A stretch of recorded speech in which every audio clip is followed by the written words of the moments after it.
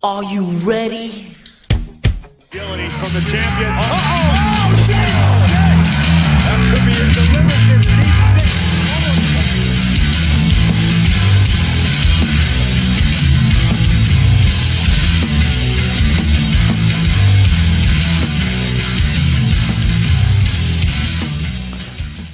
This is episode 162. I am joined today by our returning Brandon, aka Bash, to talk WWE Monday Night Raw last night. What a show it was. Brandon, how you doing, sir? Doing good. Been working. Got a lot coming up these next couple weeks, but Raw continues. We're moving towards SummerSlam. Let's get it started. First, how you doing, sir? We are indeed moving to SummerSlam. I don't know about you, but these last 2 weeks, whether you like the booking or not, has been crazy. Oh yeah, this is where I'm actually starting to enjoy a little bit here and there. They're starting to definitely pique my interest in a lot of the storylines being made. Is it just me, or has WWE seemed a little bit more unpredictable lately? I would say so, but I feel like every which way they're going kind of makes sense. But yeah, you're definitely right. There's a lot of just out of nowhere matches and feuds that are being made, which I'm glad because that's kind of what's supposed to happen. Yeah, absolutely. So this week has been very interesting, especially what we saw on SmackDown. Cody Rhodes defeating Jey Uso to become the number one contender, and heading into Chicago last night for WWE Monday Night Raw, and Cody Rhodes versus Sami Zayn, the advertised main event, again live from Chicago. The advertised main event, Sami Zayn defending against Cody Rhodes. Or so we thought. So we are going to jump right in. As a result of everything that went down, we'll break it down. We have a new WWE champion, Cmpunk. I didn't have that on my bingo card. I was starting to And get I a don't think many read. people did. I mean, yeah, no, I don't think a lot of people this year. And then I started to get, I don't know how to put myself on a radar. As soon as the whole Cody getting attacked thing, I'm like, there's something going on here. And then they were like, no, a championship match is still happening. I was like, okay, who could this be? And I was talking with my roommate, and he had said Brock, and I was like, that's smart because then actually the Oba thing means something. So that would have at least been okay. And then I'm like, wait, they're in Chicago, and you have to get Pepsi Phil at least somewhat showing his face. So yeah, that made perfect sense. And it was also Nick Aldis, and he moved, and CM Punk was supposed to move to SmackDown. So I was like, no, this all makes sense now. But I didn't. In the moment, I was just like, oh my god, like how did they pull this off? This is great. And then the match starts going. But yeah, the attack first, I was like, something's odd is going on here. Yeah, so let's break it down a little bit. So we had Sami Zayn come in and celebrating. He had that nice BMW that he showed up in down the ramp, and people were clapping for him, celebrating. And it's pretty cool, we weren't really suspicious of anything. So here I am thinking that okay, Cody's probably gonna win, and that we would probably get um Cody Rhodes winning, and then CM Punk would confront Cody Rhodes. I mean, I thought that could be the simpler way to get to where we got, or have Sami Zayn beat Cody Rhodes, and then maybe have Punk come in and challenge him at SummerSlam, just out of nowhere, right? So I thought that there was a possibility of going into SummerSlam we were going to get either Cody Rhodes or Sami Zayn versus CM Punk. However, last night kind of swerved us. We knew CM Punk was going to be there. Had they did this same exact angle in another city, it would have been even more unpredictable, but the fans kind of knew and had an idea that Punk was coming back last night in Chicago. So I was we see Cody Rhodes get taken out. First off, let's talk about that first segment. We see Sammy coming in the arena. He's in there. Gunther attacks Cody Rhodes and puts Cody through the table backstage.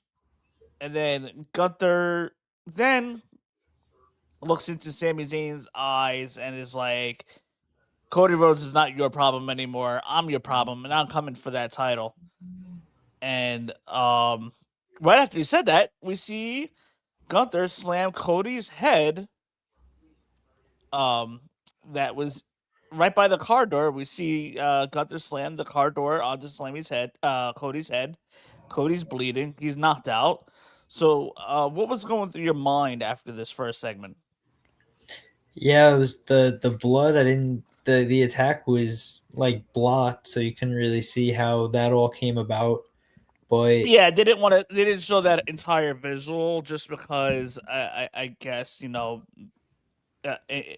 real life, Cody was probably bleeding, yeah, by his ear, and he planted himself there with the car door already being opened from when Sami Zayn had gotten out. So that was that. So you don't see that part, but you do see like out of nowhere where Gunther, slams the door and Cody just happens to be there really quick, and then he's knocked out.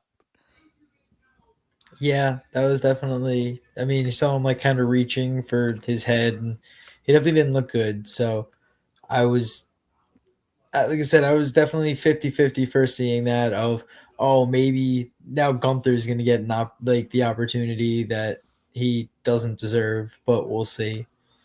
Or maybe And they were just then building more sympathy behind Cody for Cody to get the win later that night. I was thinking. right, yeah, it would make sense too. There was a few thoughts going through my head, but yeah, at first I just because it was already weird anyways for SmackDown Championship to be defended on Raw, so I just figured they were going to scrap the match or do something, get a tag match, number one contender for Friday, Like a or bait and switch. yeah, something like that. I There was a few different ways I saw it happening. I liked this Raw because I felt like we saw effort all throughout the show. And normally you had Raw go up against the United States World Cup game, which the US absolutely sucked last night. Hmm. But that's a big game. And a lot of people are gonna watch the US soccer game before watching Raw, because you can always go back to Raw Netflix and watch it. That's pretty much what I did. I was working until about 9:30, so I had already watched most of the atrocity of the US soccer game, and came home, just watched the ending, then I tuned into Raw. So most people were probably watching the soccer game, then going to Raw anyway, or saving it for today, whatever. But in most case scenario, under the old regime of Vince McMahon, if Vince McMahon was going against like a big show, like um, let's just say the NCAA final, men's final, or football, or just a big game on a Monday night, WWE had a habit of punting and just making like an average show, not really putting in effort. But that wasn't the case. They put out a solid show to compete with the sporting events that were on Monday. So I felt like we had a good show, and I liked how they interweaved this storyline in and out of the show. So a couple of you had a segment where CM Punk was backstage. I'm sorry, Cody Rhodes was backstage with the doctor, and he's getting examined. And Adam Pearce is checking in, and the doctor doesn't think that he's able to go.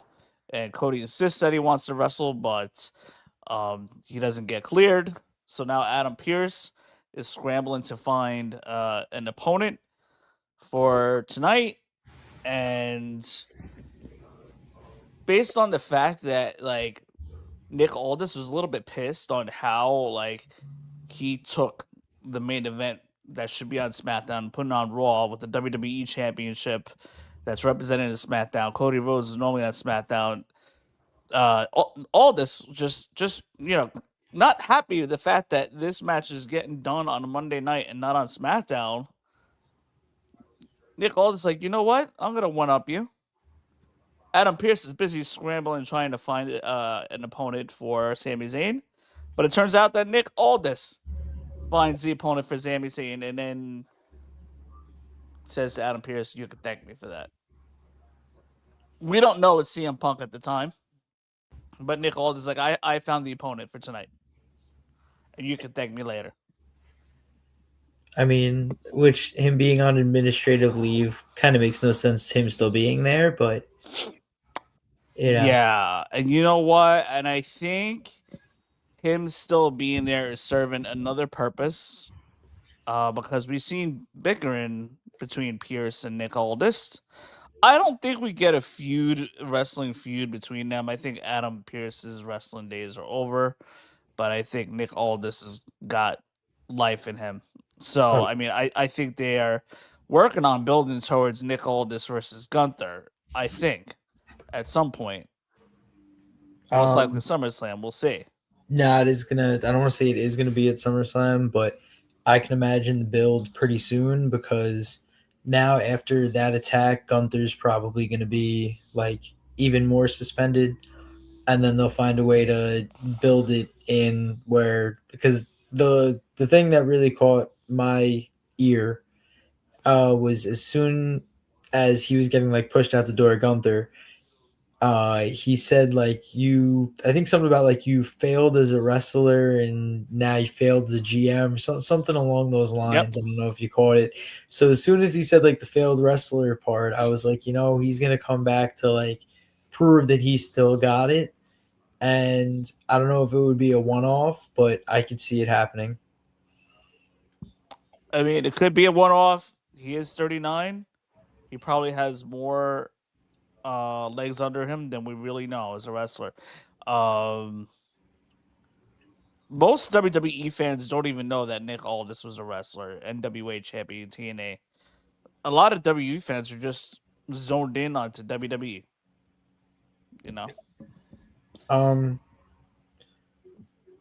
I had no clue who he was married to. Right? Do you know? Mickey James. That's insane. Yeah. I don't want to say insane. I mean, that's awesome. They obviously met each other and worked together for years. So, Hey, oh my God, Scott wait. Steiner showing up.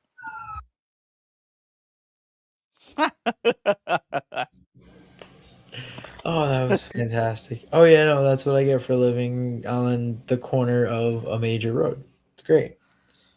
That is phenomenal. So, how did you like the reveal of CM Punk last night? That was a cool entrance. I did I was appreciate at that. this moment. I was hoping like we kind of had an idea of who it was going to be. We're in Chicago. We know CM Punk is showing up. They had built up the whole story throughout the whole night. We got to look. We got to look for an opponent for Sami Zayn. It was almost a no-brainer. But deep down inside, I was hoping That would have been cool, but no reason. Oh, sir, you're muted. No one hears you. It's okay. I see the red light. I don't know if you disconnected or not. I'm back. Yeah, you So basically, let me take a step back for a second. I was hoping at that very moment with Sami Zayn, right when the music was about to go off, that we would see and hear Oba Femi's music play out. He won the King of the Ring. He gets a title shot.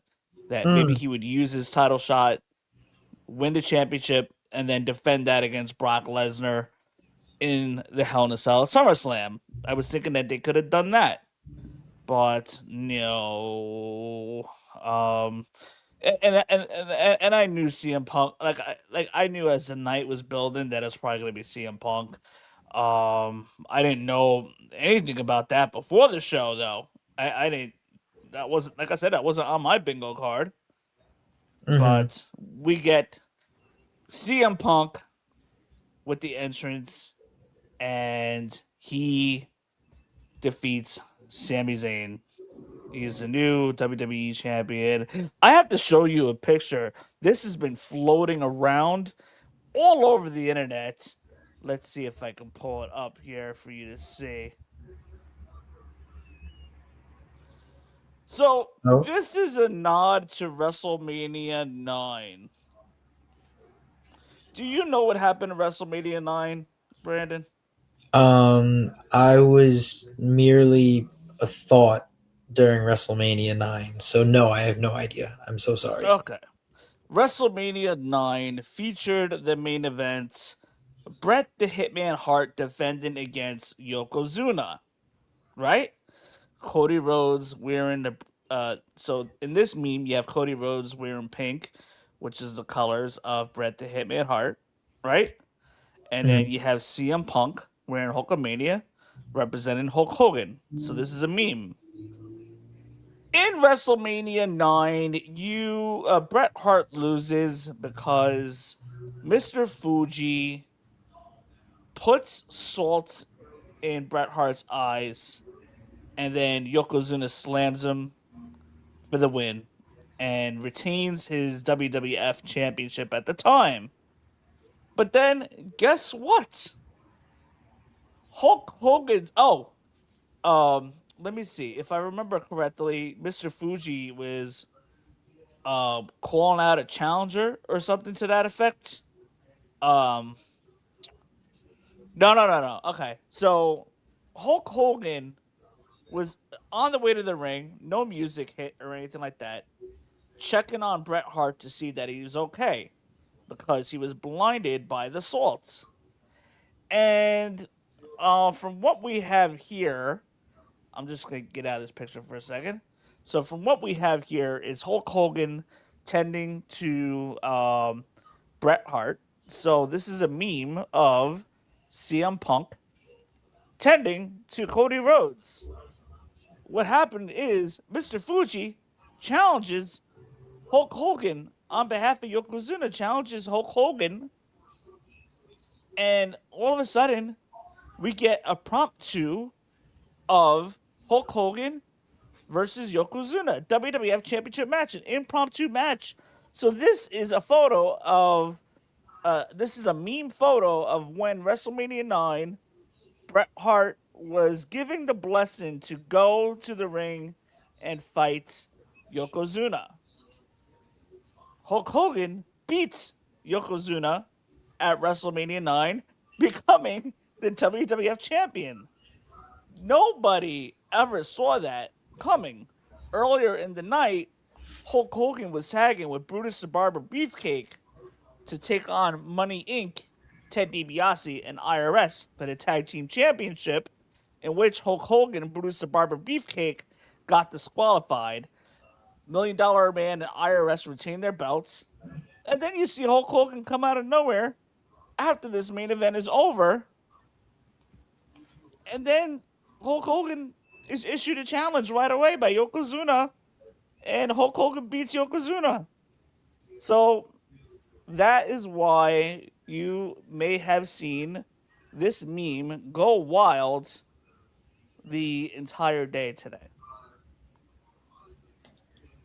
That is So fantastic. last night, what we saw was a nod to WrestleMania 9. Wow. Huh. CM Punk now- just comes out of nowhere. And He's now off for 3 months. that is pretty crazy, right? Just takes off after WrestleMania. Just goes home to his lovely wife. and then comes back in his hometown because he is basically 15 minutes up the road and goes, He is "Yeah, let's go, Chicago. guys." So, hey, let's go, guys. Let's run it. Unbelievable. This guy goes on vacation for 3 months. He waltzes right in and wins the WWE Championship. Now we can do a nice little segue into a little earlier in the night. My guy, LA Knight, yeah, saying and complaining about guys getting opportunities for nostalgia purposes. And then Mr. CM Punk, literally an hour later into the night, comes out nostalgia purposes and wins exactly how he beat John Cena 15 years in the making to get the belt from Sami Zayn. So, yeah, that is pretty crazy that LA Knight complained and then exactly what he complained about happens. Yep. We'll get into that in just a little bit, but this scenario here. It just seems like wins and losses don't even matter anymore. But You just got to be known. I guess in this case, it could be allowable how the cards fell and everything, and being Chicago and all that stuff, and I mean, listen, if they wanted to truly do Cody versus CM Punk at SummerSlam, then why couldn't they just do a regular build to it? Like, there is so many twists and turns to get there. I'm actually a little bit more annoyed with the whole Oba booking because that was very convoluted. But so before we move on, where do we go from here?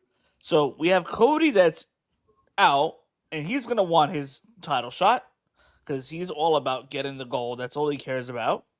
You have Gunther, who said he was coming after Sammy, but Sammy lost. So does Gunther still continue to go after Sammy? The gold rather. Now also Cody Rhodes, is he gonna focus on getting the gold, or is he primarily gonna go after Gunther for costing him his shot, um, and then CM Punk? Obviously, he's the champion. He will be defending the title. Let me ask you this: do we get a fatal 4-way here? Do we get Punk versus Sami Zayn versus Cody versus Gunther? Which no other podcast is talking about, by the way, as a possibility. Some people maybe brought it up that Busted David Lukaku and Bully Ray brought up the fact that maybe we see a triple threat, but David says, oh, it's been done already. But do we get to a fatal 4-way, which nobody's talking about? Or do we branch off these entire feuds a little bit? Cody versus CM Punk, Gunther versus Nick Aldis. Then what do you do with Sami Zayn? Because I don't know if you saw post Raw or the video came out today. Sami Zayn is livid that he lost and that somebody like CM Punk just came waltzing in out of nowhere, not even deserving the title shot and taking his title. So I feel like everybody has a case as to why they would want to face CM Punk at SummerSlam. I think this could lead to a fatal 4-way unless they want to branch off Sami Zayn, have him do something else, have Cody versus Punk, Gunther versus Nick Aldis. But Cody's going to want to go after Gunther. Keep in mind also we have Saturday night's main event in 2 weeks. We need a big match for that. We very well could get Cody versus Gunther before we get to Cody versus Punk at SummerSlam. What do you think? I think Saturday night's main event is going to have to determine SummerSlam. So that's going to have to be a number one contender match. Because, either if Nick Aldis comes back as GM, this upcoming week or the week after or whatever, there's going to be a lot to deal with. As well as if it is entirely on Mr. Two Shows, which was a great nickname that Aldis gave Pierce, But if it is entirely up to him, he's really gonna have to be like, you know what? I can't listen to you guys anymore. Saturday night's main event, you're gonna settle it in the ring. Whoever the hell wins is the number one contender at SummerSlam. Get the hell out of my face. That is actually what I think is the smartest thing to do. And as you said, that should be Saturday night's main event, you know? Yeah, absolutely, I agree because they really don't have a main event build for that yet. The only match that they have built right now is JD versus Danhausen. I And would that's imagine this Saturday. I'm sorry, Friday on SmackDown, depending on what Cody Rhodes says, is really going to determine where we go next. So we're going to need to get to Friday to see where we go. But we're gonna get Cody versus Punk because they've wanted to do Cody versus Punk for a long time now. So Cody is most yeah, likely gonna win a triple threat main event on Saturday night, and that would be my initial guess. So throw it on my Bash's radar. the only thing though is that they did the match already. That's the Yeah, only but thing. But this time they can make it for number one contender. mhm. They could put stipulations because I mean, obviously, I don't know. They can make it like not a street fight or something. Maybe I don't know. Like maybe a tables match or some nonsense. I don't know. Some way to at least change it up because they're already doing hell. Oh, Saturday night's main event. Oh, they're gonna do it in a steel cage. They're gonna do it in a steel cage in New York City. Let's go. That is your main event, my friends. Because why would you not do it in a steel cage in New York City? Unless it's false count anywhere, and they make it like the 32nd Street or something. You know, Honestly, I would like to see a New York street fight. that would be fine. Like, and then if they make it a street fight, like honestly, I think that should end up out on the street. Like it should be in front of MSG. That'd be great. Like they have to block off that area. That'd be awesome. Yeah. If they could block off Taylor Swift and Kelsey for blocks on end, I'm sure they could block off a little corner for them to fight. Oh yeah. But anyway, I would imagine that by Saturday night's main event, this will all be settled. I like the fact how I like the unpredictability of all this. Hmm. I mean, heck, it's given us something to talk about today.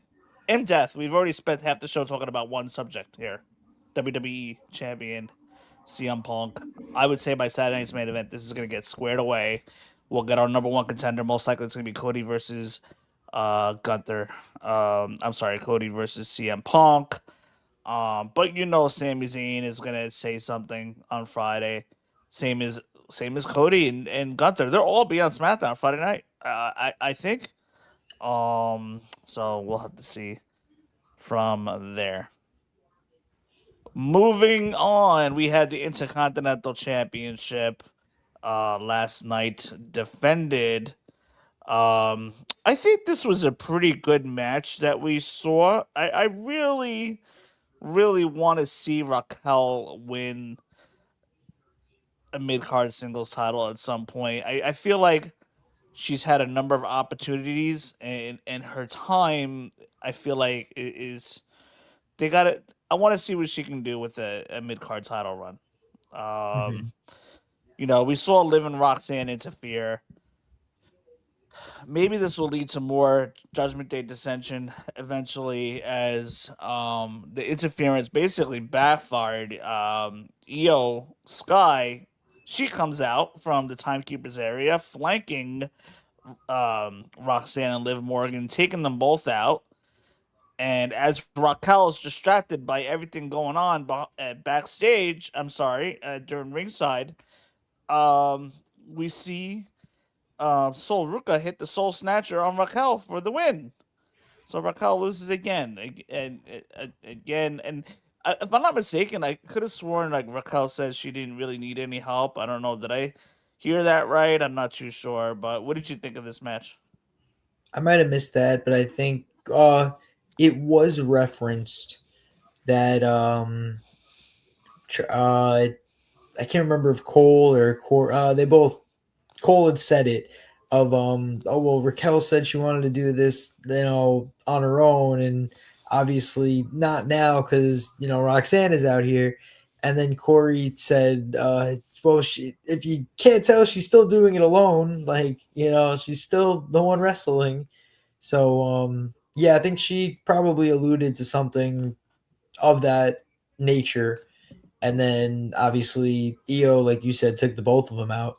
And that was finally the cleanest soul snatcher that Sol Ruca has landed. So everything, all in all, decent match. And I think that now, like you said, there's going to be dissension in the Judgment Day as more time goes. And they're going to have to either let Raquel leave and, like you said, give her a solo push because it could be time for her. But I mean, I think the dissension is mostly going to be between Roxanne and Liv more than mhm, anything because you always see Roxanne giving nasty looks to Liv behind Liv's back or the side eye.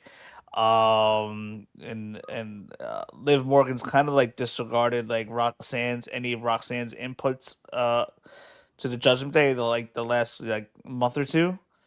mhm, Um, or you see like Liv like quickly change the subject. Like Roxanne was about to say something last week, and then Liv Morgan was like, "Oh, JD, we gotta check on JD, take him to the hospital." Like I right. feel like Liv Morgan's is kind of disregarding Roxanne a little bit. So I think we're gonna get some dissension there, maybe post SummerSlam. We'll have to see. Where they Once do. I'll give you exactly what I believe they should do, and me and my friend always talk about that. We in another life we were WWE writers. So you already have EO versus Liv, obviously for the belt. I believe that EO will win. No, sorry, EO is going to lose by Roxanne. Uh, you know, helping Liv win, and then Roxanne is going to attack Liv, and she is going to blow up the Judgment Day. And like you said, because Raquel is the one that keeps getting opportunities, and she lost. And now Liv is completely downplaying Roxanne as a potential wrestler for doing anything.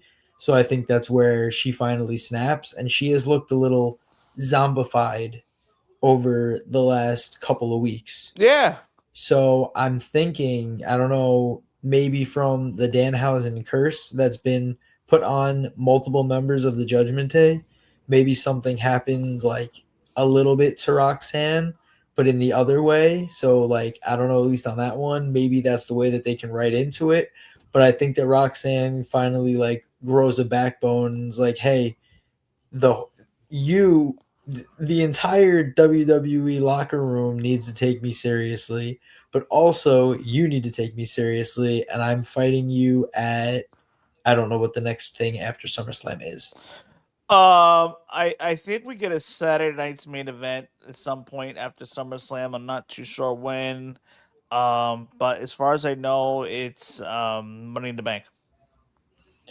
Yeah, that might be a little bit too far for a 2 month burn. So that Yeah, but you know yeah, what? They may slow burn this and then keep Roxanne in the mix with Judgment Day together until Roxanne wins a briefcase at Money in the Bank, and that could lead to a future cash in on Liv Morgan. hmm. Yeah, I could see that too.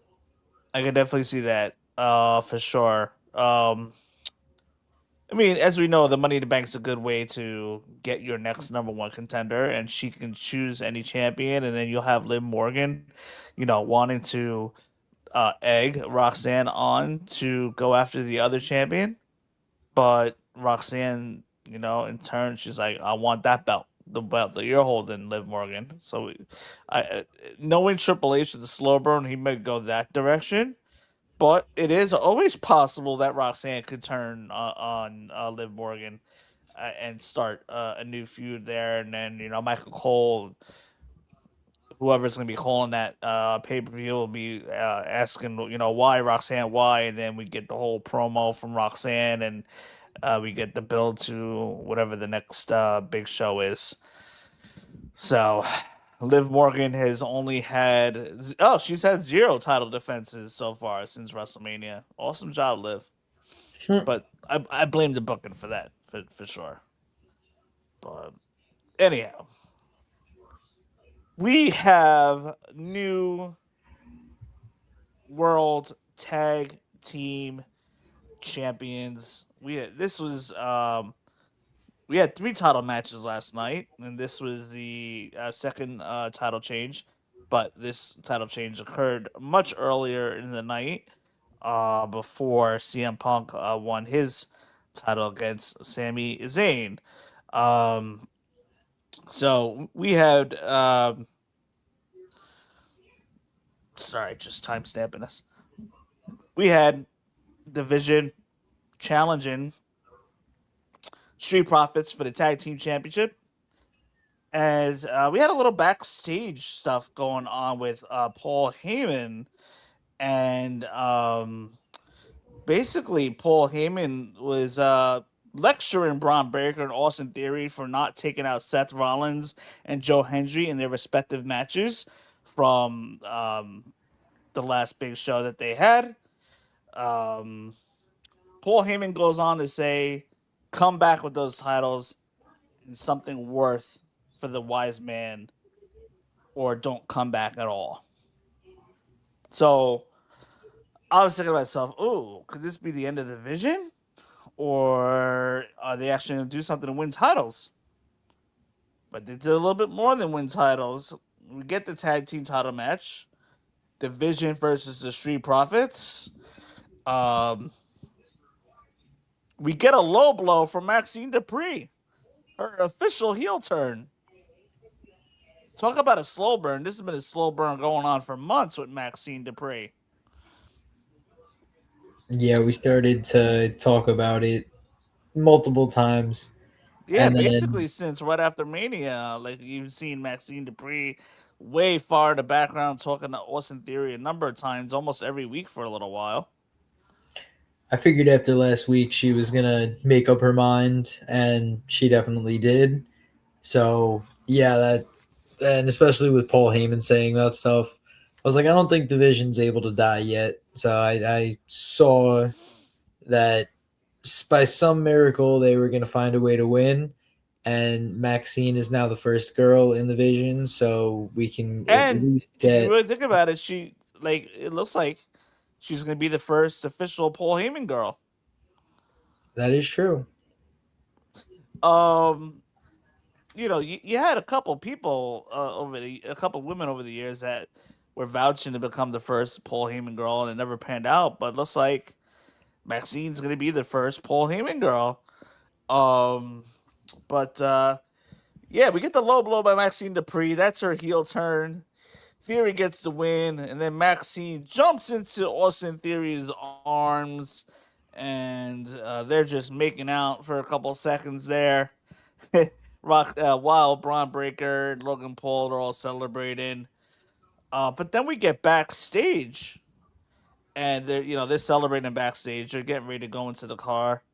They walk away, and then we see Otis and Tozawa come back out from the background. I guess they were hiding, listening to all this with looks of disappointment on their faces that Maxine made this decision to join the Vision, which I think we're gonna get Otis versus Tozawa at some point against the Vision. Here we go. This is a good Radar moment. Double R, Radar Rivera. Yeah, so based on last night, we're gonna get I think we're gonna get Austin and Tozawa versus the Vision, and then Maxine is gonna officially turn on Otis and Tozawa, screwing them over. And then quite possibly maybe we can see Otis and Tozawa forgive Chad Gable and move on. What do you think here? I'm 100% with you. Yeah, I feel I like think that that's a might good be Radar the, moment. yeah, I feel like that might be the SummerSlam move. unless the Street Profit that I can speak. The Street Profits get a rematch. Other than that, yeah, I could see Otis and Tozawa getting something at SummerSlam. I Or don't maybe know, like probably if they'll. Saturday Night's main event. Yeah, I would say Saturday's main event or a Monday Night Raw match for sure. But then I don't know what they Just do at SummerSlam. um, really good question. Maybe a return match, but this would be like the third time we're seeing it. So The Hardys. Oh, I could see the Hardys come back. the Hardys. I don't know. I'm just bored. Um, They're in TNA. They've won TNA belts. They can win WWE belts again. yeah, I mean, I don't even know which tag teams are on the Raw roster anymore. I feel like there's a couple on SmackDown, but Raw is really like lacking a little bit. I guess you know you could have Otis Tozawa. You got one tag team there. You got Street Profits is another. Viking Raiders have kind of been doing their thing on AAA, but they're around. You never know. But they've been showing up on SmackDown. They're getting ready to have a match. All titles or nothing against Damian Priest and Ron Killings. So, yeah, the tag team division is hurting. Um, but this is good for. This is definitely good for Austin Theory. This is definitely good for him to have that valet behind him. Maybe like an extra mouthpiece because Austin Theory's got the look. He can certainly work a match. So I think Maxine is gonna do wonders for Austin Theory's career. I hope they have a good run. I'm really rooting for Austin Theory to have a good run here. Yeah, yeah, yeah. I think it's time for him. Yeah. So We shall see. yeah. All right. So moving on, we have LA Knight interrupts Seth Rollins um interview. Seth Rollins was out there. We'll run through that really quick. He comes out. He says his business is to beat Roman Reigns and to continue to own Roman Reigns, right? And he says that one time he was that young boy in the stands. He pointed out in the crowd, and that all he wanted to do was go down the ramp, to go be in the ring, to main event WrestleMania and be the biggest star. But those were his dreams that Seth Rollins had said. But it broke something in him when he saw his dreams being handed off to someone else that he didn't feel deserves it. Mentioned Roman Reigns. And then when Seth Rollins goes on to say that when he broke up the Shield, it was to catch up to Roman Reigns. Seth Rollins tried to do all these things to try to stay at a pace of Roman Reigns, um, and he wanted to run the same race as Roman, but he was wrong. A couple years back, Roman he mentions that Roman had said that, admitting that he works 10 times less than he did and makes 10 times more than Seth does. Working 10 times less than Seth or anybody for that matter, and then making 10 times more money. Um, and basically, Seth goes on to say that Roman has to beat him at SummerSlam to justify what he's been trying to prove to himself for the last 15 years, and that he's not a fraud. Um, but Seth also says he needs to win just as much as I need to prove to the world that through my hard work, sacrifice, and you can still achieve your dreams. At this point, this promo is basically getting a little boring because based on the crowd reaction, then LA Knight's music hits, and he basically says the two of you basically bored everyone to sleep last week, saying it's the same old same. LA Knight goes on to say Seth is getting a shot just for nostalgia's sake. LA Knight says he feels held down and that he won't be stopped and that he will rise because he must rise. And then he also says that Seth goes on to say he doesn't like LA but respects him and that his time will eventually come. So quite possibly this is a seed where planted where maybe there is a plan for LA Knight in the somewhat near future, maybe Money in the Bank, maybe LA Knight wins Money in the Bank. I think it'd be a great briefcase holder. He's like the type of guy who'll troll on WWE superstars and really have fun with it, and then eventually cash in. But so yeah, Seth Rollins says his time will come, but then Seth says when he wins, he's gonna he will defend the title against LA Knight. LA Knight will be the first that he puts in the dirt. And then that promo ends, and then Jimmy Uso attacks LA from behind. Later on, LA Knight is Jimmy Uso's and a backstage interview outside the arena with Jackie Redmond, and then LA Knight sees Jimmy Uso starts going after Jimmy, but then Jacob Fatu intercepts LA Knight, knocking him out. So, what did you think of this whole promo and where we're headed? I think we're getting LA Knight versus Jacob Fatu, if I'm not mistaken. But what did you think of the promo, and where do you think we're going with LA Knight, short term and long term?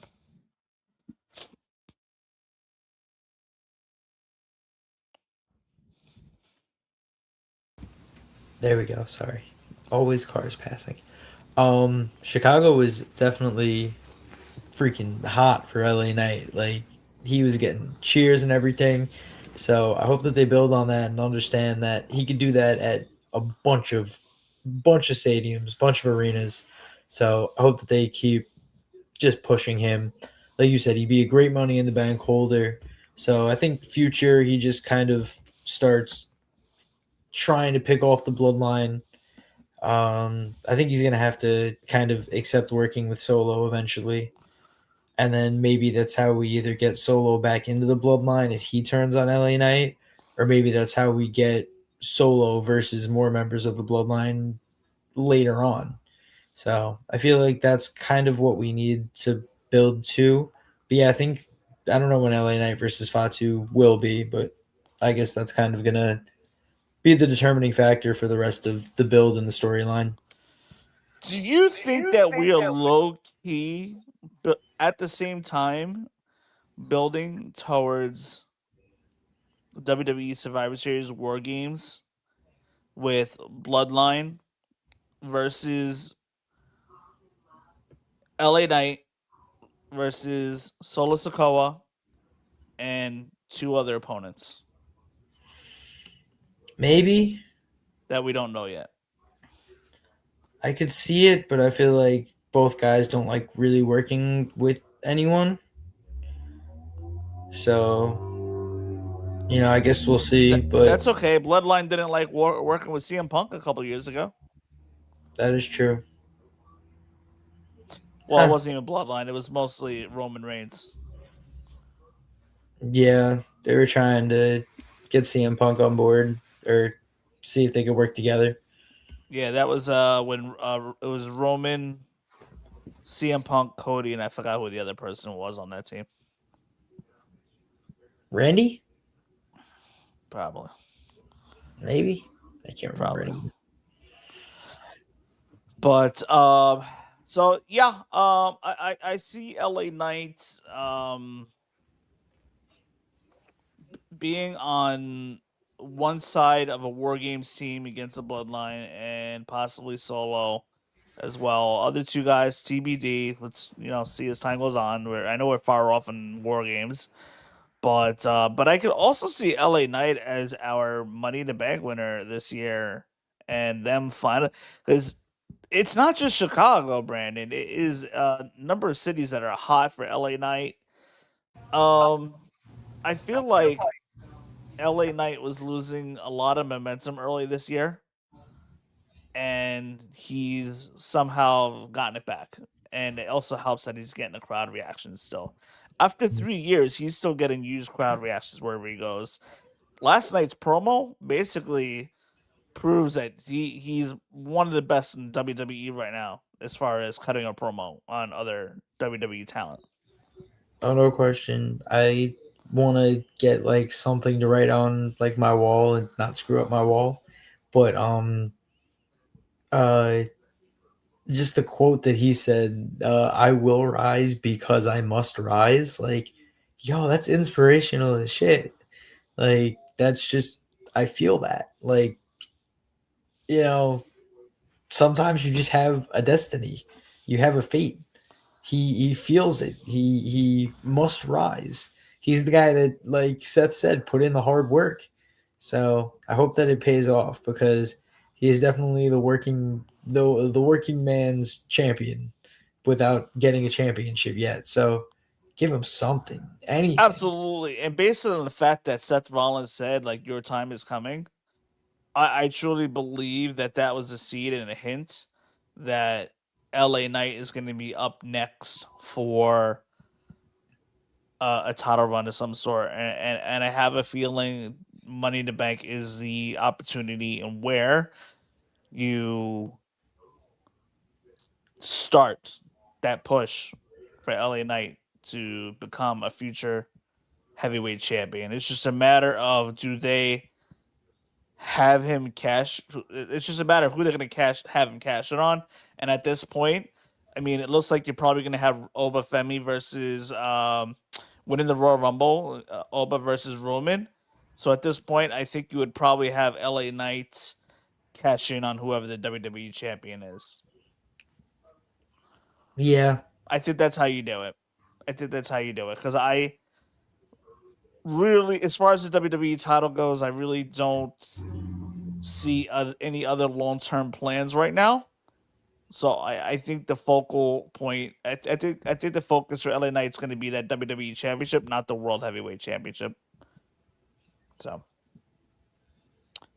Mhm. Anyway, closing thoughts. You have any closing thoughts regarding anything in wrestling that has taken place over this past weekend?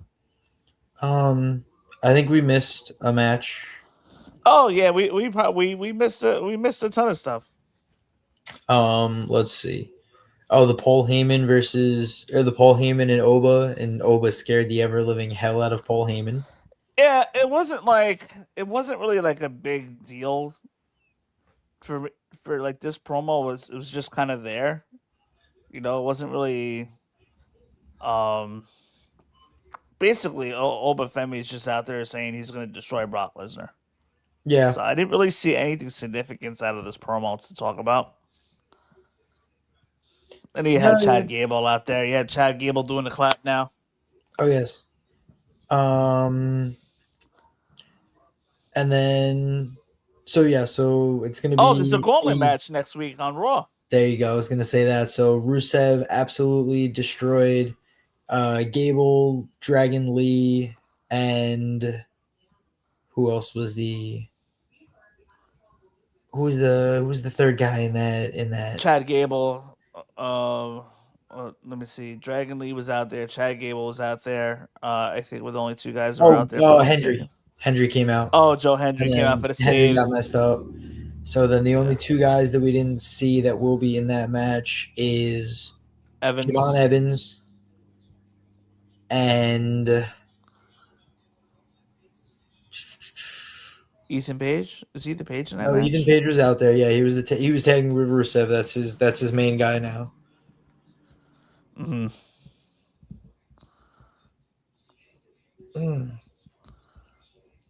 Who is the seventh guy? Damn it.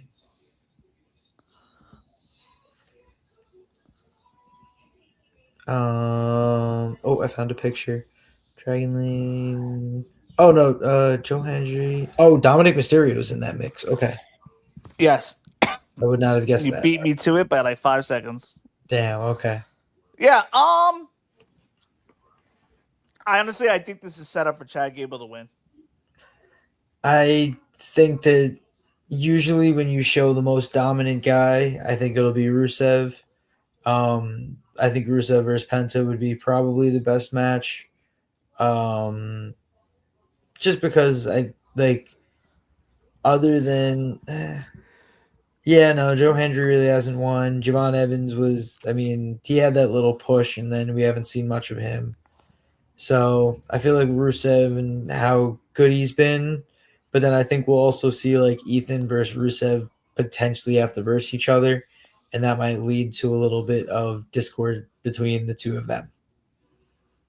Yeah, that's very possible. I mean, listen, Rusev is due. I do feel the cog is moving on Chad Gable, so we got to keep an eye on that. That was also Chicago was like for a little bit I heard like Rusev Day chants going, but then as he started attacking all the other actual faces, then like Rusev started getting booed again. I was like, no, Rusev Day chants, like I remember that. Yeah, Rusev Day is awesome. So yeah, I was definitely like surprised, but we'll see. Maybe that is kind of the catalyst for Rusev to get a face turn. Oh, Sheamus is basically no longer with WWE. Right. I don't know if that's contractually official yet, but reports were coming out yesterday that Sheamus was asked to take a pay cut, and as part of like a contract extension, and apparently those talks are not going too well, and Sheamus could very well be on the way out. If that happens, there's plenty of opportunities for Sheamus to work on the indies a little bit and do like a little bit of a tour to, greet the fans and make some money on the indie scene, and or maybe even go to AEW. I don't think TNA is an option. I mean, after all, TNA is partnering with WWE. Who knows? WWE may even buy TNA, so I don't think TNA is an option right now. No, So that's I something think to keep an eye him on. I think him and Claudio quote had yes. I think they'll retag team again, and That would be pretty cool. they'll change their name from like the bar to maybe like The oh my club, god no they'll make what's up the club. the club oh my god if they didn't Um, already have that that'd be great. No, I would say it should be like the peak. the peak. Yes, Why the because peak? you like that, right? Because instead of getting up to the bar, they got up to the peak, bro. Like you got to get, Oh, okay, okay. All right, you I see what you're laying down. know. Okay. Um, Other than that,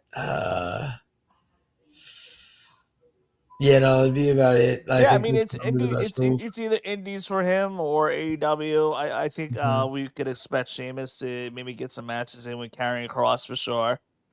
I can almost see that happening. I'm kind of a little. I would have loved to have seen Oba have a match with Sheamus.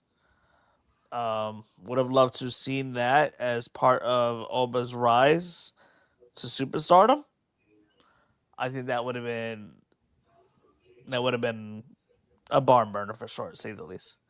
But that is all I got. Brandon, you have anything else for us? Um, I think, no, I think we covered basically everything, and next couple of weeks should be some pretty good wrestling between two SmackDowns, a Raw, and Saturday night's main event at MSG. Yes. So that's about another. Saturday night's main event's about another week and a half, for sure. And then 2 weeks after that is SummerSlam. I unfortunately won't be able to watch night one live. I'm gonna catch it that night, and then SummerSlam's night two. Then we'll have a post show. Um, More than likely, we'll have our post show. Actually, we'll probably have a post show after night one because I'm gonna grab somebody from the West Coast, so we can still get one in. Then we'll have a post show for night two. That's more than likely what's going to happen there. But tomorrow night we will have a post show covering AEW, and then yeah, I mean we're closing in on a SummerSlam, So those of you guys that are watching, make sure you guys subscribe to our channel and be on the lookout for new content. Top 5 Friday, our Wrestle Recap Wednesdays, and we had a really, really good week with over the last 7 days for people who subscribed and been watching. So for those of you guys that are listening on the podcast, which will be uploaded Tuesday night, Wednesday morning, the latest, subscribe to our YouTube channel so you guys can catch all of the content that we do. And this way you can see Brandon Ash's lovely face every single Wednesday, Tuesday. Get to see me every week. You'll get to see Shiv covering AEW. And then we go from there.